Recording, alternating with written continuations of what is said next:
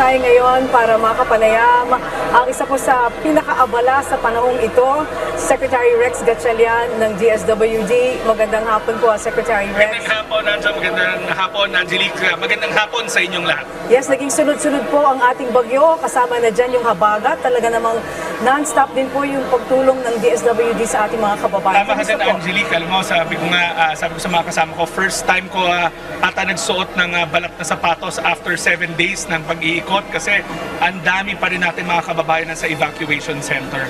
Gusto ko lang iulat sa inyo na mula last Monday hanggang kahapon, hanggang this morning, close to 830,000 na family food packs na nailabas ng Kagawaran. So that's 830 family food packs para sa ating mga kababayan na naapektuhan nitong bagyo na to. Kung titignan nyo yung track record ng department, isa na to siguro sa pinakamabilis at pinakamalaki na deployment ng relief assistance. Alinsunod na rin to sa utos ng ating Pangulo na dahil nagbabago yung klima, kailangan mag-adapt tayo. At part ng kanyang programa ay disaster preparedness at disaster response kung saan naka-prepossession ang 3 milyong family food packs nationwide sa 1,000 na mga bodega at warehouses para pag dumating yung sakuna, ready tayo at mabilis tayo makaka-responde. So you mean to say at any point in time, dapat meron nakaabang laging mga 3 million food Yes, packs? katulad na report na kwento ng Pangulo last 2 Fridays ago nung bumisita siya sa repacking center natin. Nung nagsimula siya, wala pang 500,000 yan. Ngayon, then napaakyat natin to 1 million, naging 2 million, ngayon 3 million na.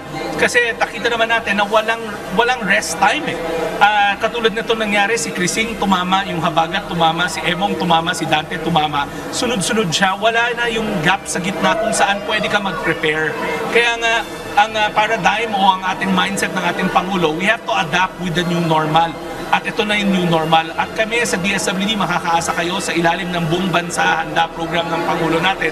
Disaster response is swift, disaster response is efficient because we are pre-positioning much needed relief nationwide. Ano pa po ang mga ginagawa po ninyong effective na pamamaraan upang sa ganun matugunan kagad itong emergency cash transfer sa ating mga kababayan? Well, alam naman natin na ang disaster response sa batas talaga na sa local government units yan. Pero alam rin natin na minsan kinukulang sila ng resources. Kaya nga dyan papasok ang DSWD. Paulit-ulit na sinasabi ng Pangulo. Una, pagkain. Pero pagtapos ng family food box, dapat pag-aralan na natin o simula naman ang emergency cash transfer. Kasi hindi naman lahat ng kailangan ng isang pamilya matatagpuan mo sa kahon na yon. For instance, galing ako sa La Union kahapon at importante na makarecover yung mga tahanan kasi nung nag-signal number 4 doon sa kasagsagan ni Emong, tanggal yung mga bubong ng ating mga tahanan na yon. Wala naman sa family food box yon. Kaya nga sa madaling panahon, ilalabas na rin ng gobyerno ang emergency cash transfer pero ang focus lang natin ngayon, maitawid natin, matapos natin yung mga immediate food requests. Bukod po dyan, sa pagtugon natin sa mga sakuna, kalamidad, meron din po bang role na ginagampanan ng DSWD sa mga OFWs din po na naiipit sa kaguluhan sa pagitan ng Israel o Iran o DMW po ang talagang pangunahin? Both. It's a whole of government approach all the time. Makailan nga, sumama kami sa caravan ng ating DMW. Kasi magkapatid yan ang departamento. We all look into the welfare of our Filipinos both domestically and abroad. Ano ba ang serbisyo kung saan pumapasok ang DSWD? Siyempre, bagamat na nasa abroad yung mga breadwinner, importante na napangangalagaan rin yung mga pamilyang naiiwan dito. Lalong-lalo na pagka nagkaroon ng sudden crisis abroad. Siyempre, kailangan habang inaalagaan ng DMW yung mga OFWs natin, kami naman ang nag-aalaga sa kanilang mga pamilya dito sa ating bansa. And then, kapag naaantala o nadi-disrupt yung kanilang hanap buhay at napipilitan silang bumalik sa ating bansa, importante na nasasalo sila ng DMW at ng DSWD. Pumapasok tayo sa pamamagitan ng psycho-emotional o psychosocial intervention. Kasi may trauma sila eh. Biro mo, naabutan nila yung kaguluhan doon, shell shock in those areas na tahimik dati. So pag landing pa lang, sinasalubong na yan ng DOH, DMW, DSWD para mapangalagaan natin yung kanilang mental at emotional well-being. Pagtapos doon, livelihood grants naman mula sa DSWD at sa DTI.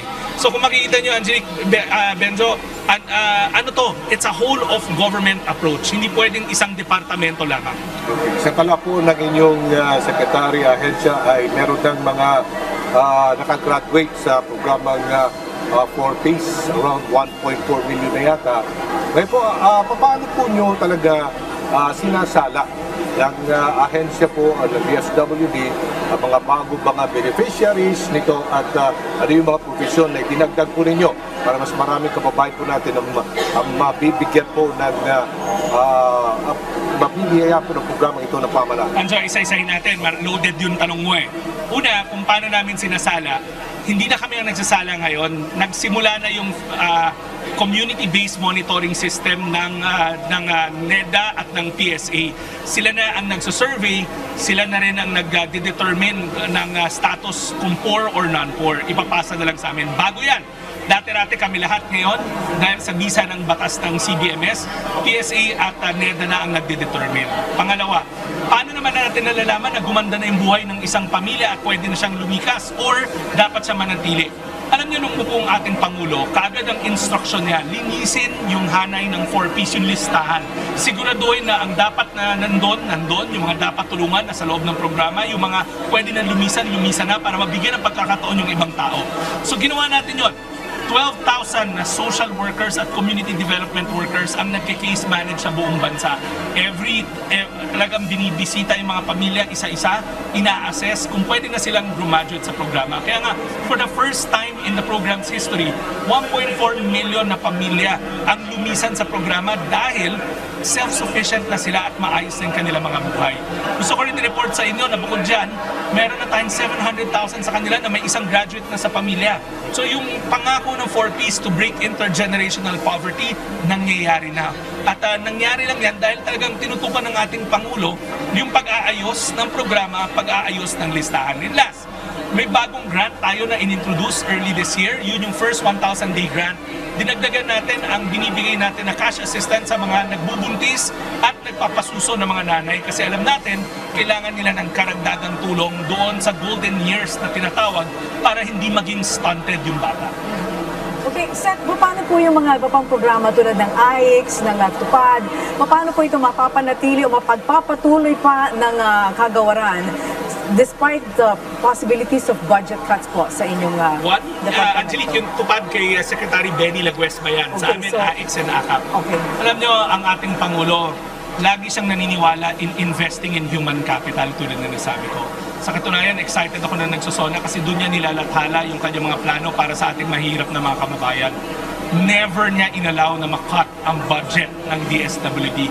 May departamento na napakalapit sa kanyang puso, yun yung DSWD dahil departamento to ng taong bayan, departamento ng mga nangangailangan. Kung titignan niyo yung numero namin, lagi kami nasa top 6 or top 5 pagdating sa budget. And ako naniniwala rin ako na yung mga mambabatas natin, mahal ang DSWD dahil itong departamento na nag-aahon sa ating mga kababayan mula sa kahirapan at tumutulong ng agaran sa oras ng pangangailangan. And finally, na po inaasahan ninyo sa magiging talumpati po ng Pangulo? Well, ako ang excitement ko dyan is sana makwento niya yung pinaglalaanan niyang oras na ayusin yung 4Ps program. Talagang tinutukan niya yan ng panahon dahil alam natin yan yung flagship program ng ating bansa pagdating sa kahirapan. Excited rin ako sana na ikwento niya yung mga nangyari ng magaganda sa Walang Gutom program to end hunger. Ito yung mga programa that we call investments in human capital. Kailan mo may isa sa katuparan dito ang Secretary Gatchalian na diretso na sa ating mga kababayan, mga beneficiaries, ang tulong na nanggagaling sa pamahalaan at hindi na po dadaan sa mga politiko? At diretso na naman ngayon. Okay. It is direct. In fact, if pumutawid kayo ng kalsada, pumunta kayo sa office namin ngayon, you can file your claim there, tutulungan ka ng aming departamento. Alright, and with that, maraming salamat Secretary Rex sa oras na binigay niyo sa amin. Thank you. ngayong hapon. Thank you. Thank you po, Thank you. Secretary. Maraming salamat Ingat po kayo, sir. Okay.